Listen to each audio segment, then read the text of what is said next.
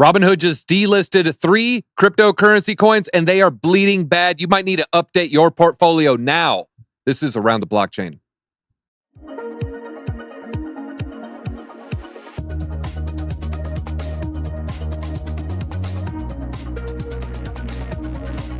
Hey, Robinhood customer, did I freak you out yet? Thank you for joining, everybody. Make sure you hit that like button because we got some great guests on today. So we're just going to get right into it. Coming from Thanos' lair, I think, it is Cassius Cuvee. Cassius, how are you doing today? I'm doing good. This is from my spot in Decentraland, right there on the road. You can see my music video NFTs in the window. All right. Well, if your points start going lower, you just snap your fingers. You might skyrocket up to the top there. Also on today, we have Jenna X. Jenna, how are you doing today? Are you ready to resolve the XRP court case? I'm so ready. I've been ready for the past 2.5 years. So thanks for having me on again. I'm super excited for the show. All right. Also on today, we have Crypto Blood in his favorite spot. And Crypto Blood, I see you're wearing a lightning bolt on your head. Is that a tacit endorsement for Lightning Network? No, Madcap Coffee, baby. The best coffee in the D. All right. And of course, we're talking about Detroit, not the other thing. And Corey Casta on with this telltale background. Corey, how are you feeling today? I'm doing all right, man. I'm glad to be back on. It's glad to see everyone here. And I want to say thanks again and thank you for the audience as well. Is even your microphone in hex colors? No, it's rainbow, actually. Oh, okay. Well, it went from pink to teal at first. I was like, man, this guy is really taking it far. Corey's a hex guy? I am. And then we got Jenna as an XRP guy. Oh, we're going to have a party today, baby. Yeah, we just need Tom Crown and Litecoin, and then we'd have, the trifecta there. All right, well, let's talk about de-dollarization. Is it even real? What's really happening? What are the facts saying here? Well, we're looking at it, and it is not as bad as one might think at first. Since 1944, we have been the world's reserve currency, but you can see the gold reserves of the largest industrial nations.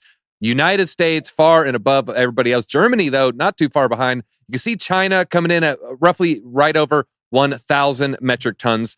But in the last 20 years, our dollar dominance is falling. But recently, these countries are adding gold to their balance sheets. Central banks just in 2022 added almost 500 tons of gold.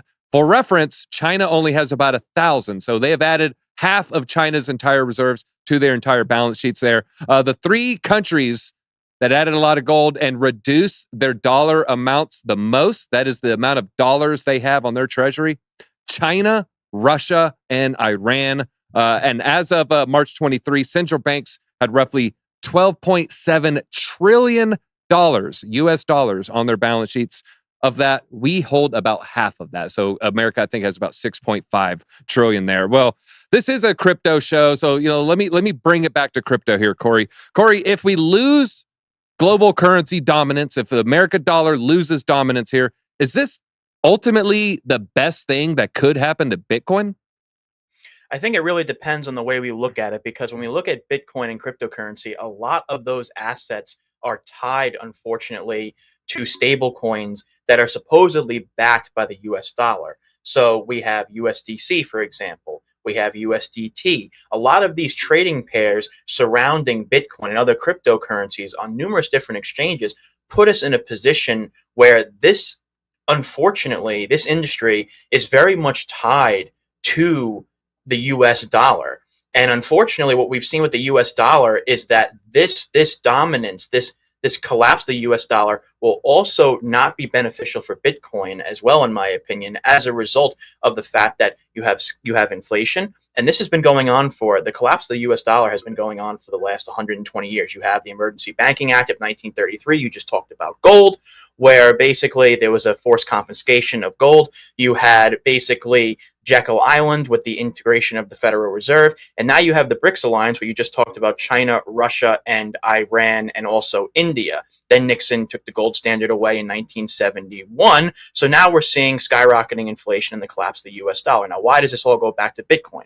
Well, the reason why it goes back to Bitcoin is simply because of the fact that when you have an industry that is heavily reliant on the US dollar, well, a lot of other currencies that are not oriented with the US dollar, in order for you to create a budding ecosystem for Bitcoin, you're going to have to create a model where different where Bitcoin and other cryptocurrencies are paired with other currencies other than the US dollar, and I'm not seeing that as prevalent as I would like. If we're talking about the collapse of the value of the US dollar, and we're seeing the rise of other valuations in the world, well, then I think that we need to create, or exchanges need to create larger pairings for different currencies that are not the US dollar, if that is the case.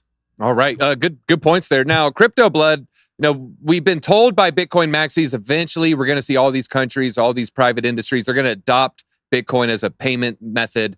We really aren't seeing it on any reserves at the moment, at least officially. Do you think there could be unofficial amounts of Bitcoin that could be any kind of real serious amounts? Not half a Bitcoin in a Belarus wallet, but do you think there's significant amounts, billions of dollars, maybe not discussed? Yeah, that's a good point. I never even thought about that, DZ. And so that is a way that, contrary to gold, it's kind of hard to obfuscate how much gold a country may have, but it's easier to do that with Bitcoin. So I'm sure there's billions of dollars that various countries have, and it'll probably increase over time. I don't think it'll ever replace gold as the standard for sovereign nations, but I think it will increase. And so we're at the bottom. So anywhere but up is good, so that does, to me, give me more bullishness for Bitcoin long term. I'm talking 20 years, 25 years out. Do you think the American government has large amounts that they haven't publicly disclosed? Because publicly they have, I think at this point, over 200K. Okay. Do you think there's secret CIA they're the biggest wallets? holder of Bitcoin. They're the biggest holder of Bitcoin. It's crazy to think, but they are literally the biggest holder of Bitcoin. Go figure. If you had to just throw out a random number, what percentage is hidden? Do you think it's close to 1%, or is it closer to maybe they're hiding half their amount? No way to know. No way to know. That's the beauty of it, though, DZ. That is the beauty. All right. Hey, and if someone wants to send me Satoshi wallets keys, hey, that'd be cool too. All right. Now, Jenna, I want to ask you about El Salvador. El Salvador, they adopted Bitcoin as their legal tender. Well, 2021, I remember I was there at Bitcoin Miami. I remember everyone was cheering. We're going to reignite the bull run. We didn't see a higher price for, many, many months after that. Why do you think the Bitcoin experiment hasn't taken off like people expected it would? I think it's because it's still so early. I mean, you have to think we're still, I know we've been in it for so long into the crypto space. So we feel like, we've been here forever and more people should have adoption, but we're just not fully there yet. I think what the rate when they voted was like 87% or something like that. I saw in the article, but I think that's just something that over time, and once the narrative changes and we have regulation, although we know that it's a commodity, but I just think that it's just one of those things that it's going to take time to happen. Yeah, good. I'm going to give you an extra point. Yeah, bringing up his approval rating. Yeah, it's 87% approval rating right now. You would think maybe a leader of a country with a failing currency would say, well, that guy's almost 90% approval. Why don't we do that? But maybe it's because they like printing money out of thin air. Just had a thought about that. All right, well, Cassius, wrap it up here. I want to ask you about this balance sheet. Could we pull up that number one more time, or the chart with all the gold there? This is all the gold that these countries are holding. Mind you, 1 ounce, close to $2,000, 16 ounces in 1 pound, 2,000 pounds in 1 ton. All right, we're talking about a lot of gold, trillions and trillions of dollars worth here. When will we see the shift from gold to Bitcoin, or is that whole dream a scam? Ooh, I would like to believe that dream is not a scam, but I do think that some of the people who will be the mass adopters that will come on will be nation states. They'll be a little bit later, though, right? They do everything slowly. But like you and Blood were talking about, the United States government is probably holding a lot more than we really know, right? So maybe not publicly will that switch over, and a government the size of the United States can kind of do both, but it's just so much more convenient to hold Bitcoin than actual physical gold. We've seen the news stories about China's accumulating more and more physical gold. We don't know exactly why yet, but in the long term, to move all that around, like it literally costs millions of dollars to move, that many tons of gold on ships and et cetera. So, across borders and all sorts of things like that, and then store it as well. It's just so much more efficient to hodl Bitcoin that it seems inevitable. It just may not be for, I kind of agree, maybe not for like 20 years for governments to publicly say, this is how we're backing our currency if they choose to, back it at all, because it seems like they don't want to do that. All right. Good point. I want to read a comment from chat. Could we show that chart one more time? Or I'm sorry, that graph one more time with all the gold there? 2014, so that's old as hell. Chemistry, bro. Damn. UK's got like no gold. Yeah, that is October 2014. I threw that up. I thought it was 2022, I thought at the time. But yeah, UK, what is going on? Isn't there like that much just inside Buckingham Palace? They have less than that now. They have less than that now. Yeah. I think the grandchildren, they took it to America, right? All right, well, let's talk about Robinhood removing some coins. I'm actually going to go to CoinGecko right now. Let me hit refresh, just make sure we have the most recent data. One of the coins really, really feeling the pain. I'm talking about Cardano. Cardano currently down 7.1%. They've delisted 3 coins. Not only was it Cardano, also Solana. We scroll down to Solana, 10th coin, down 7%. And then if we go to Polygon, the third and final coin they delisted, down 6%, down from 6.0 to 7.1%. The coins are bleeding, and they're bleeding pretty bad relative to Bitcoin. It's fallen less than 1% there. But they're announcing this effective June 27th. Okay, Robinhood customers, you have till June 27th, in which case you'll no longer be able to trade. I believe reports are saying they will then just market sell those coins at that time. Now, Robinhood's top lawyer has testified. We have been trying to get clarity from the SEC. They just ignore our summons. They ignore everything that we reach out with them.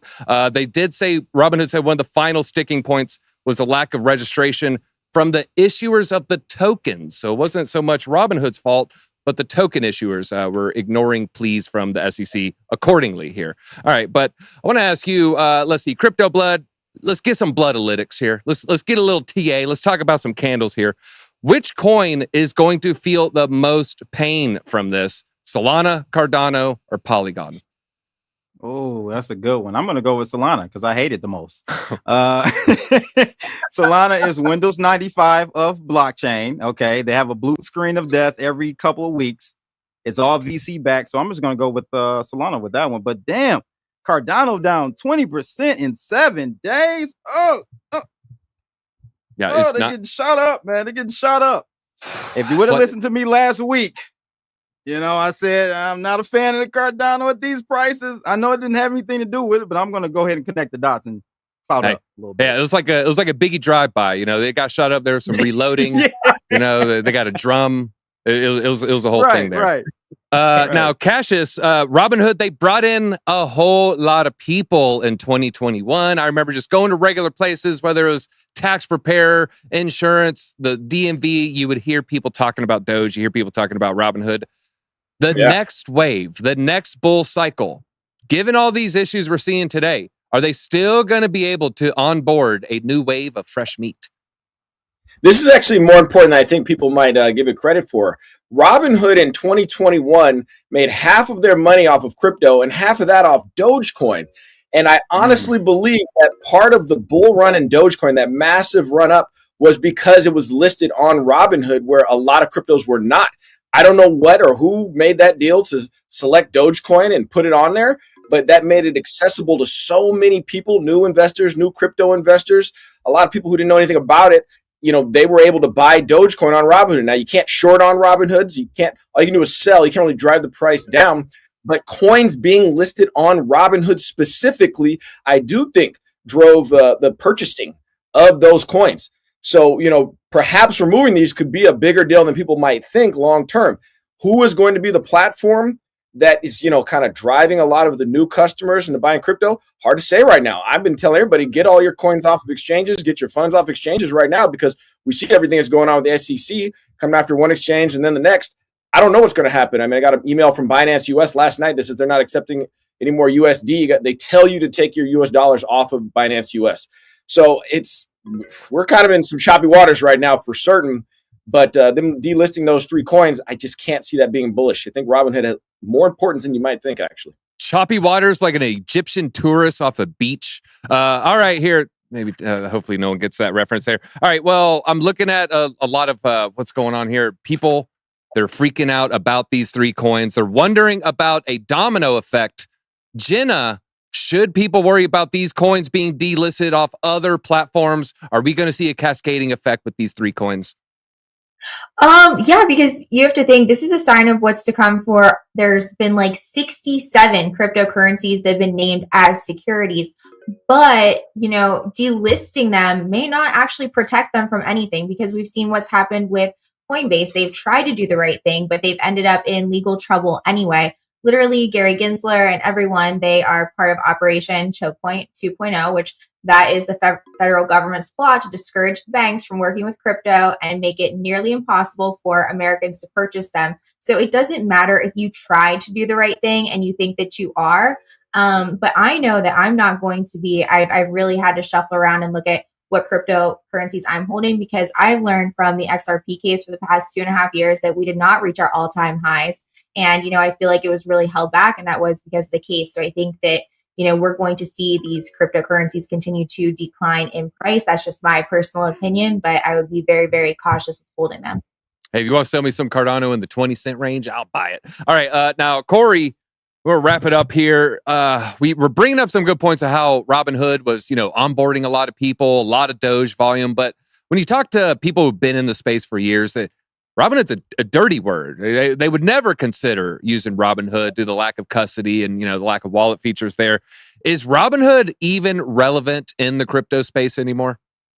I don't think so, and I'll tell you why. So we look at Cardano for a perfect example, and Jenna made it perfect, saying Operation Choke Point. We have Fed Now coming. We have Gary Gensler that was on CNBC that basically said that we're paving the way for a CBDC, a digital dollar. So this is what I believe is coming with the regulatory compliance structures, unfortunately. But do I believe Robinhood is something to be worried about? No, I don't. I'll tell you why. Because Cardano has only been on Robinhood for about a year. Has Cardano performed well the first cycle before Robinhood in 2017? Yes. Did Cardano, for example, perform well in 2021 before it was listed on Robinhood? Yes. Did Cardano perform well when it was listed in 2022? No, it did not, regardless of Robinhood even listing it around September of 2022. So listing on an exchange during cryptocurrency is generally indicator of a top signal. And Robinhood, with the disdain that it has in cryptocurrency and blockchain technology, I find it very hard to believe that Cardano and Solana and Polygon, which Polygon is a major component of the Ethereum ecosystem and a major component of its own ecosystem in the blockchain sphere. And Solana itself, yes, we have, unfortunately, we've seen what happens with Solana when it goes down somewhat frequently. It has VC backing, but don't undermine the fact of VC backing. I'm not saying that we can't look at that with skepticism, but what we have to look at also is that Solana did bounce back. Do you guys remember back when Alameda and FTX collapsed? Like, you have Solana, which was basically intertwined with Alameda and FTX, and it bounced back. It's still a top 20 cryptocurrency. And I would dare say that's a bigger black swan event than what we're seeing being delisted from Robinhood. I don't think Robinhood is this capitalistic crypto titan that we perceive it to be, simply because the fact that it brings in massive volume for stocks and cryptocurrency, specifically Doge. And Doge is I completely understand that volume. It was a harbinger of the bringing of the bull market in 2021. But at the same time, it's very different when you have Dogecoin volume than Cardano being listed last year about 8 months ago. And I believe right now, a lot of this is an indicator of what's going on in the market, because just because Cardano, Solana, and Polygon are going down does not necessarily mean by any means that Robinhood is the harbinger of such. We're in a depression phase of a bear market with regulatory compliance structures coming in with excess, and they're very antagonistic. So I personally don't believe Robinhood is. It's some good stuff. I like your core point about when they added Cardano, we didn't see any kind of serious movement there. I think Cardano has a high percentage of DNGs, the dorks, the nerds, the geeks, of which I include myself in that exalted company. I think there's such a high percentage, they would potentially disdain buying it via Robinhood versus maybe your average Doge person who can't even pronounce the coin's name. All right, well, let's talk about Mt. Gox. That's right. We're talking about Mt. Gox, but why this time? Why? Because we caught the people. They've been arrested. We have found the hackers, 2 Russians. Alexei Bilichenko and Alexander Werner, I believe is how you say it, both Russian nationals. Allegedly, they gained access to these servers back all the way in 2011, I believe September 2011 to March 2014. They were slowly and secretly bleeding Bitcoin from the site. They transferred Bitcoin to an address controlled by them, their co-conspirators, resulting in 647 Bitcoin. Wait a minute, no. 647,000 Bitcoin. Today's price is $17 billion. All-time high, only just pushing close to $50 billion worth of Bitcoin. They were facing 20 and 25 years respectively there. All right, well, let's go back in time. Crypto Blood, you actually have a little bit of experience with Mt. Gox. I think you even gave up on the claims, just too much rigmarole happening. I got all my coins off before it happened. Nice. Where would Bitcoin be if this never happened? Would people maybe not bought as much? Would we have not seen that dip? Would 2014 bull run been like 2017's? What do you think would ultimately happen if it never went down and just operated flawlessly? Yeah, from an economic standpoint, econo standpoint, you look at it, that was supply that was not available to the market. So quite naturally, you would have to then draw the conclusion. This is a far reach, but I would draw the conclusion that maybe it would have had a negative impact on the price of Bitcoin. So we, because we didn't have that supply in the markets as we've had these multiple bull runs. So I think it actually would have been a negative impact if we had those coins available. But here's a scene in which they caught the two Russian brothers. Oh man, Ricky!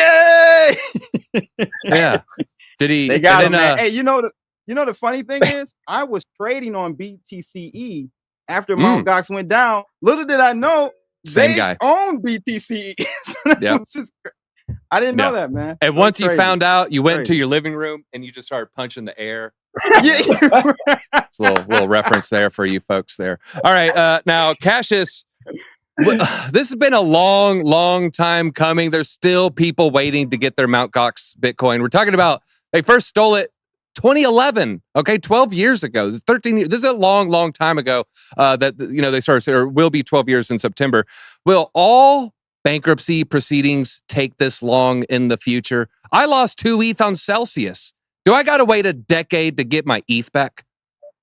Bro, I lost a hell of a lot more than 2 ETH on Celsius, so I hope not. But unfortunately, I don't know. This is actually one of the more scary things. I mean, even like she mentioned, the XRP lawsuit taking 2.5 years. I remember when I first learned about it, they told me it'd be over in 2 weeks. And that was 2 years ago. So, I even made a tweet about that yesterday. But I hope not. I mean, the way they're going about it, taking this long for everything, whether it be lawsuits or, criminal charges, anything like this, it really sucks. You know what I mean? If you're a crypto investor, a trader, or someone who's involved in the space, obviously people like us, we're very excited about it. We like to be involved with builders and what's coming next. And, you want your liquidity. You want to be able to take your coins out and do what you will with them. It really sucks. I don't know. It's unfortunately absolutely possible that things could take years to get resolved. I don't know what's going on with Celsius. I see, I get their little emails, or I see their notifications on Twitter, and it doesn't really amount to crap. You know what I mean? So it's like, I got to assume that money is good as gone. I can't sit there and wait around on that. But, the Mt. Gox thing, I am glad they caught the perpetrators. I do think this is one of the things that, with crypto, you do have to unfortunately take the bad with the good. There's risk versus reward. And one of the key risks, and I tell folks this, you always diversify. I probably say that every single time I come on this show, because, you never know what's going to happen in this space. So you definitely got to diversify. All right. Well, Cassius, when we get our ETH, we got to celebrate. Okay. We'll be in our 40s and 50s probably by then, but we'll have a good time still. All right. Now, Jenna, are we now going to finally get a good Mt. Gox movie? And follow up, if they did do a Mt. Gox movie or even a FTX movie, seeing this scam in crypto, would it actually maybe push more people away? Or would it teach more people about Bitcoin and maybe even do the opposite and attract more buyers instead? Well, first, I don't know if you'll get a movie, which will probably get a pretty good documentary. They've had some really great documentaries out already about crypto, and to scare people away or bring them in, I don't know if it's necessarily either. I think it'll bring awareness, but you have to look at the generation that's actually watching it. Who are the people that are watching this? And it's usually, and I don't want to say younger people, but us, but it's usually people that are into crypto already and have been dabbling in it. But it's definitely still helping to bring awareness to the space. So I don't think that it will hurt it. But what we should definitely consider is having a lot more shows that actually focus on the good of crypto and, focus on the positive of blockchains and everything like that. So I'd really love to see some documentaries on that. All right, no, that's a good breakdown. It depend on the generation. Maybe someone a little bit older experience seeing a Madoff or an Enron would have a different experience as someone 22 years old. So yeah, good point there. All right, well, Corey, I'm gonna wrap it up with this question. Mount Gox, just keep it broad here. Not too meandering here. What lessons can the industry as a whole learn from this? Is it just not your keys, not your crypto, or is there something more here? There's a lesson to be had to always be trepidatious and prudent with keeping your coins on exchanges. There's a cypherpunk principle that we're supposed to stay away from regulatory compliance. We're supposed to stay away from the state. We're supposed to stay away from centralized exchanges that are entangled with banks, that are entangled with nation states. So personally, what I believe is that we need to go back. We need to have a reactionary response back to DeFi, back to the not their keys, not your coins, not back to no middlemen, back to no counterparty risk. We need to go back to the roots of blockchain and why it was created in the first place. I believe right now we're going through something that I like to call the angelic effect, where the state comes in, pretends to be your safety net, as a result protecting investors, and as a result it destroys investors. And we're looking at that from an ecosystem now where we need to learn in blockchain and cryptocurrency that self-custody is the harbinger of responsibility. We've seen this with BlockFi. We've seen this with Celsius. We've seen this with FTX. We've seen this with different exchanges closing their doors in the United States. What we need to realize is that we need to be we need to be the custodians of our own assets. We can't trust regulatory compliance structures. We can't trust centralized exchanges, because if we do, there is a massive risk right now that we see in cryptocurrency where a lot of these companies go very insolvent in bear markets as a result of not having the war chest. And as a result of that, it is the people who use the exchanges that generally pay the hefty price. It is not the exchanges themselves. It is always the retail investors, because generally they invest more than they can afford to lose. They generally invest in in assets, and they don't do the research. They just want to make a quick buck because they hear crypto's a get rich scheme. So as a result of that lack of autodidacticness, you have this paradigm where we need to go back to we need to have a reactionary revolution back to the original principles of cryptocurrency, where DeFi and CeFi are not amalgamated together, because when you do amalgamate them together, people get confused on the definitions. And as a result of getting confused on those definitions, well, then you have Celsius, BlockFi, FTX, and many others that have collapsed and will probably collapse in the future. And Mt. Gox is a perfect example of that in the beginning. All right, great stuff there. And chat's having some great time talking about securities. Take some crypto off the table, buy some Michael Jordan rookie cards. Gensler doesn't care about those. Probably pretty good advice there. Corey, great stuff. You can't trust the CEOs. You can't trust these politicians. We can't trust the exchanges even. But what I can trust is for you watching at home to hit that like button. You've shown a lot of tenacity. We really appreciate it. So please go ahead, hit that like button. Let's get these numbers up. We're only at 198. Real quick, back in the day, man, we also did paper wallets. We got to go back to paper wallets. I know it's not that is good like enough for the Vitalik. Ground. Yeah, exactly. It's good enough for Vitalik. That's all I need to know. You can't get any better than some paper wallets. That's right. All right. Well, that is all we have time for. It's been a great episode. It looks like Corey ended up taking it home. So Corey, feel free, leave us with some parting thoughts as we head into this weekend. Thank you so much, everybody. Don't lose hope in this asset. Don't lose hope in this asset class. We go through these 4-year cycles all the time. We are now at a war with crypto, where even the majority whip, Tom Emmer, and Congress are looking at Gary Gensler with disdain. Remember, Gary Gensler shilled Algo in 2019 and tried to become an advisor for Binance. So he is a bit of a hypocrite. So don't take the SEC serious, but also understand that we are in an infantile space, and that we need to stay together. The tribalistic notion of crypto needs to end. We need to be unified. And I just want to thank Syscoin for sponsoring me. I want to thank the Hex and Pulse Chain community for getting me where I am today in this ecosystem. And I would humbly ask for the people watching if you would subscribe to my channel, Corey Casta's Crypto Coins. I have commented in the chat a little bit. So Corey Casta's Crypto Coins, and feel free to follow me on Twitter. I do interviews all the time with politicians and crypto influencers. And I have BitBoy coming on next week.